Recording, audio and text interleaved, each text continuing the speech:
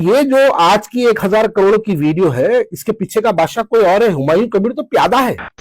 हुमायूं कबीर को देखो आप, ना उन्हें देखने से मुसलमान दिखता, ना उन्हें सर पे टोपी रखता, ना उन्हें शेरवानी पहनता, ना उन्हें दाढ़ी रखता, ना उन्हें तकरीर करने का है, ना उन्हें अल्लाह रसूल के बातें करता, ना उन्हें बड़े बड़े वाकयात सुनाता।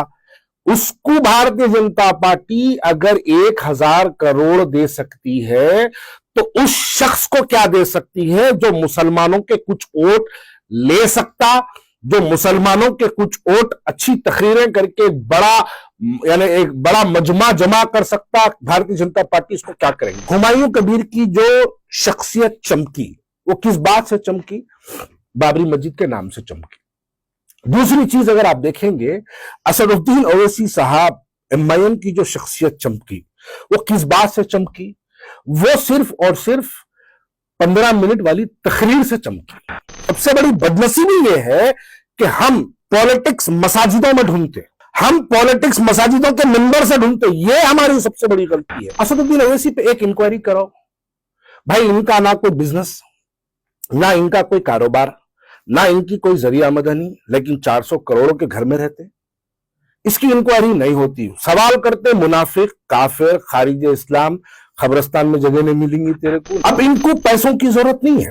पैसों के लिए मैं जैसा बोला, यहां बहुत है हैदराबाद में 20,000 करोड़ की वफ की जायदादें लूट लिए, लूटा लिए, खा लिए, पी लिए, उसका पैसा अपने पास रख लिए, लंदनों में प्रॉपर्टीज रख लिए, तुर्कियों में महला बना लिए, बैंकों के अंदर एफडीज रख लिए, अच्छा कर लिए, पूरा अच्छा कर लिए। तो इनको अब पैसों की जरूरत नहीं है। अब इनको क्या चाहिए? पॉलिटिकल प्रोटेक्शन चाहिए। ये क्योंकि हम जज्बाती कौम है भाई, हम मुसलमान बहुत सेंसिटिव, बहुत इमोशनल। आज वो 1,000 करोड़ की वीडियो में भी वो दलाल, वो हरामी, वो जूनियर दलाल भी भारतीय जनता पार्टी के लोगों को बोल रहा मुसलमान बहुत मासूम है। मैं भी बोल रहा हूं मुसलमान बहुत मासूम है। इसलिए बहुत मासूम है कि मुसलमान को आप दो जज्बाती अल्फाज, दो मोहब्बती अल्फाज में मुसलमानों के से आप कुछ भी करा सकते। देखिए, बाबरी मस्जिद के नाम पर सियासत। हैदराबाद में एक जमात उठी जो 92 बाबरी मस्जिद की शहादत के बाद 28 साल तक अपनी सियासी जिंदगी चलाते रहे।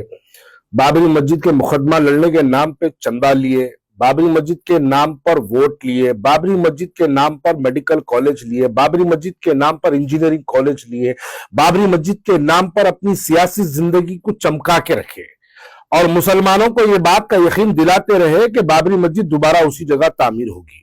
मेरी बात को बुरा ना मानो, इनके वालिद मोहतरम जब बाबरी मस्जिद की शहादत हुई तो पीवी नरसिम्हा राव की ऑफिस के बाहर, जब वक्त का prime minister PV Narasimha Rao था, उसके घर के बाहर ठहरकर प्रेस कॉन्फ्रेंस करे थे और प्रेस कॉन्फ्रेंस में इस बात का ऐलान किया था कि हिंदुस्तान के मुसलमानों को, अभी अभी मेरी बात हुई है prime minister PV Narasimha Rao से, हिंदुस्तान के मुसलमानों को इस बात का यकीन दिलाता हूं कि बाबरी मस्जिद दोबारा उसी जगह तामीर की जाएगी। ये बात का ऐलान हमारे मरहूम सदर सालार मिल्लत सुल्तान सलाहुद्दीन ओवैसी साहब, अब उनका तो इंतकाल हो गया, अल्लाह को जवाब दे रहे हैं कि कौम को क्या बात का जो है यकीन दिलाए थे। बाबरी मस्जिद दोबारा उस जगह तामीर नहीं हुई। उसके नाम पर 27-28 साल पॉलिटिक्स चलते रही, हैदराबाद में चली, बल्कि पूरे हिंदुस्तान में चलते रही। एक मुद्दा खत्म हो गया, जजमेंट आया, मुसलमान सुप्रीम कोर्ट के उस जजमेंट को मान के जो है बहरहाल मुसलमान अपने दिलों को जो है नर्म कर खामोशी इख्तियार कर लिया। उसके बाद एक नया साला पैदा हुआ, उसका नाम हुमायूं कबीर, जो बंगाल से उठा, जो बीजेपी का था शुरू से। हर आदमी चिल्ला के बोल रहा था ये हुमायूं कबीर भारतीय जनता पार्टी का एजेंट है, इसको दूर रखो। बार बार इस बात का ऐलान हर हिंदुस्तान का मुसलमान जो थोड़ा भी पढ़ा लिखा है, जो समझता है पॉलिटिक्स को, वो ऐलान कर रहा था। लेकिन असदुद्दीन ओवैसी साहब के दिमागों में वो बात नहीं घुसी। जाके हुमायूं कबीर के गले में मिल गए, उससे जाके एयरपोर्ट पे गले मिले, प्रेस कॉन्फ्रेंस करे, बाजू बैठ के हुमायूं कबीर बोला डिप्टी सीएम बनाएंगे, तो असद साहब बोले नहीं, डिप्टी सीएम नहीं, सीएम बनाएंगे बंगाल में। बोले 1,000 करोड़ की डील की वीडियो बाहर आई और अब बैठ के जो है देखो, जिसकी उसकी कोई औकात नहीं है। बिहार में 2021 में एक आदमी को लेके आए, अलायंस करे, उन्हें आया बीजेपी से, उसको लेके पूरा बीजेपी हम बिहार लड़ेंगे बोले, लड़े, 5 सीटें जीत गए, बाद में वो 4 भाग गए। वो जो जिसके साथ अलायंस करे थे उन्हें जाके फिर भारतीय जनता पार्टी में मिल गया। आप देखिए उत्तर प्रदेश में, एक के साथ अलायंस करे, ओम प्रकाश राजभर, उसके साथ अलायंस करे, आज उन्हें कहा है एनडीए के अंदर बैठा हुआ है। उन्हें आया था बीजेपी से आज तो इनो अलायंस करे, अलायंस करने के बाद बीजेपी से बाहर आया, बाहर आने के बाद इनो अलायंस करे, इनके साथ इलेक्शन लड़ा, फिर जाके यूपी में भी 100 सीटें लड़े, फिर वहां भी बोले सीएम बनाएंगे, डिप्टी सीएम बनाएंगे, उन्हें भाग गया, फिर वापस उन्हें बीजेपी में चले गया। महाराष्ट्र में एक को लेके आए थे, प्रकाश अंबेडकर गोद में उठाए थे उसको, वंचित बहुजन अघाड़ी के नाम से लाए थे, उन्हें आया, उसके साथ इलेक्शन लड़े, वहां भी बोले डिप्टी सीएम बनाएंगे, फिर वो इलेक्शन हुआ, उन्हें जाके शिवसेना में ज्वाइन हो गया। मैं पूछना यह चाह रहा हूं कि आखिर आप भारतीय जनता पार्टी के अहलकार हजरातों के साथ ही क्यों बैठक है आपकी? आप इनके साथ ही क्यों बैठते?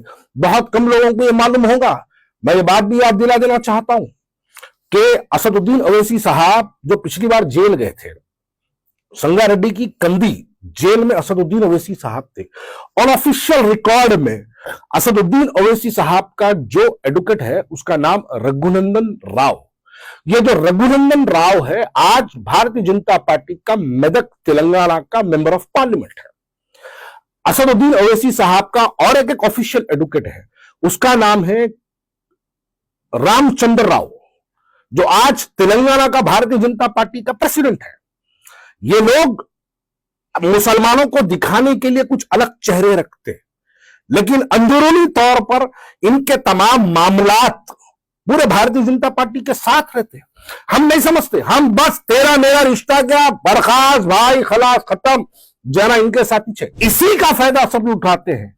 हमको यही बात समझने की जरूरत है कि हम इतने इमोशनल है, हम छोटी छोटी बातों में अटक जाते हैं। एक बाबरी मस्जिद का नाम, भाई उन्हें बाबरी मस्जिद का नाम से मस्जिद कई को बना रहा था भाई अगर तेरे को सच में, अगर तेरे को मस्जिद का अजर चाहिए, मस्जिद का सवाब चाहिए, तो तू तेरी अम्मा के नाम से बनाना, तू तेरे बाबा के नाम से बना मस्जिद, तेरी अम्मा को उसका अजर मिलता, अगर तेरे बाबा मर गए तो तेरे बाबा को उसका अजर मिलता। लेकिन इनको अजर नहीं चाहिए, इनको सवाब नहीं चाहिए, इनको चाहिए था वहां पर पॉलिटिक्स, इनको चाहिए था बाबरी मस्जिद के नाम पर वहां पर वोट बैंक बनाना। क्या बाबरी मस्जिद की शहादत के बाद क्या हिंदुस्तान में मसाजिदें तामीर नहीं हुई? हर कोई क्या बाबरी मस्जिद का नाम रखा? अरे भाई कोई अपने मरहूमीन के नाम से रखे, कोई अगर अपने बाप से मोहब्बत करता तो बाप के नाम पे रखे, अगर कोई अहले बैत के मोहब्बत करता तो अहले बैत का नाम रखा। कोई बनाया मस्जिद तो ये अपने अपने अजर सवाब आखिरत के लिए जाते। यहां हैदराबाद में भी आदत पड़ी हुई है, मसाजिदों के मेंबरों से सियासी तकरीरें की जाती, सुनते बैठ के आराम से सुनते। मस्जिद है, अल्लाह का घर है, यहां पे सियासी गुफ्तगू नहीं होना। 1000 बार 1000 उलमाए इसके बारे में बोले, लेकिन उसके बावजूद भी ये पाबंदियां नहीं लगते। लेकिन हमारी मजबूरी और हमारी बदनसीबी ये है कि हम मसाजिदों पे ही पॉलिटिक्स तलाश करते हैं। अब देखिए, जैसा कि एक हल्के में एक राउडी रहता, एक गुंडा रहता, वो गुंडा क्या करता, वो रौडी को मारता, उसको मारता, इसको मारता, इसको मारता, जाता पुलिस के मुखबिरी करता, साहब उन्हें जो है गांजा बेच रहा, साहब उन्हें जो है चरस बेच रहा, साहब उन्हें शराब बेच रहा। पुलिस को उन्हें गुंडागर्दी भी करता और साथ ही साथ पुलिस को अपने साथ रखता। क्यों रखता? क्योंकि पुलिस का प्रोटेक्शन उसको जरूरत है। अगर उन्हें पुलिस वाले मान लो अगर उसको उठा के अंदर डालती है तो उसका हाल यह होता कि उसकी यानी फाका कशी के दिनों में आ जाता है। तो ये जो गुंडा है इसका प्रोटेक्शन भारतीय जनता पार्टी एक एंगल में करती है।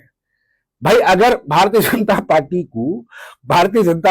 को अगर मजलिस इत्तेहादुल मुस्लिमीन और मुसलमानों से अगर इतनी नफरत है, असदुद्दीन ओवैसी पे एक इंक्वायरी करो।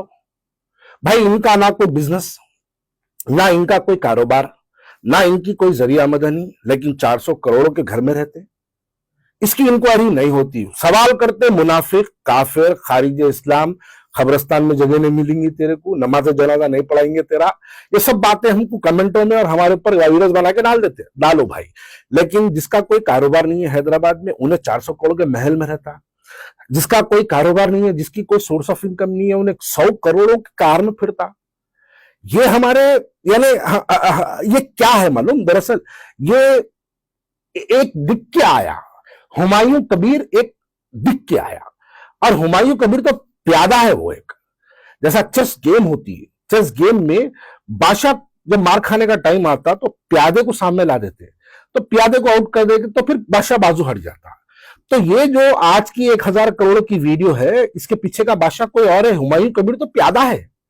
और ऐसे इलेक्शंस 5 साल में 5 बार होते रहते, बंगाल जाते, बिहार जाते, गुजरात जाते, दिल्ली जाते, कर्नाटक जाते, तमिलनाडु जाते, वहां से ले लेके आ जाते। जितने बार लाए उतने बार नहीं मालूम हुआ, एक बार थोड़ा वीडियो बाहर आने से मुसलमान परेशान हो रहे। परेशान मत हो।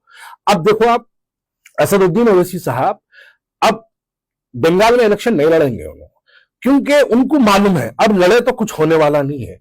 क्योंकि वो जो अल्लाह की तरफ से जो वीडियो बाहर आई ना, वो वीडियो एक ऐसा जलजला मचा दी कि वहां पर मुस्लिम पॉलिटिक्स को खत्म कर डाली। क्योंकि लोग समझ गए कि सेकुलर पार्टियों को हराने के लिए भारतीय जनता पार्टी मुसलमानों का इस्तेमाल कर रही है। ये बात हमको समझने की जरूरत है। हम जज्बात में नहीं आना, हम जज्बाती तकारीर सुन के इमोशंस में नहीं जाना। हमको यह समझने की जरूरत है कि सेकुलर पार्टीज का साथ देना, सेकुलर पार्टीज को मजबूत करना और इत्तेहाद, हिंदू मुस्लिम इत्तेहाद को ताकत बख्शना। ये बेकार बातों में नहीं जाना, वो जो 15 मिनट वाले बातें हैं उस तरफ, वो लाइन पे नहीं जाना। ये देखो, अच्छा, और एक अच्छी बात है, हुमायूं कबीर की जो शख्सियत चमकी, वो किस बात से चमकी? बाबरी मस्जिद के नाम से चमकी। दूसरी चीज अगर आप देखेंगे, असदुद्दीन ओवैसी साहब एमआईएम की जो शख्सियत चमकी, वो किस बात से चमकी? वो सिर्फ और सिर्फ 15 मिनट वाली तकरीर से चमकी। इनको 15 मिनट से पहले कोई जानता ही नहीं था। तो ये दोनों का जो फिरका परस्ती का जो चेहरा था, एक आया मैं मस्जिद बना रहा हूं, एक आया 15 मिनट, तो ये दोनों का जो कॉम्बिनेशन था, ये कॉम्बिनेशन अल्लाह ताला तोड़ा सो है। ये कोई इंसान के बस की बात नहीं थी। लेकिन हमको यहां पर समझदारी से इस बात को यानी इस बात का मुहासबा करने की जरूरत है कि मुसलमान क्या ऐसे जज्बाती बातों में आना चाहिए? क्या मुसलमान ऐसे जज्बाती लोगों के साथ जाना चाहिए?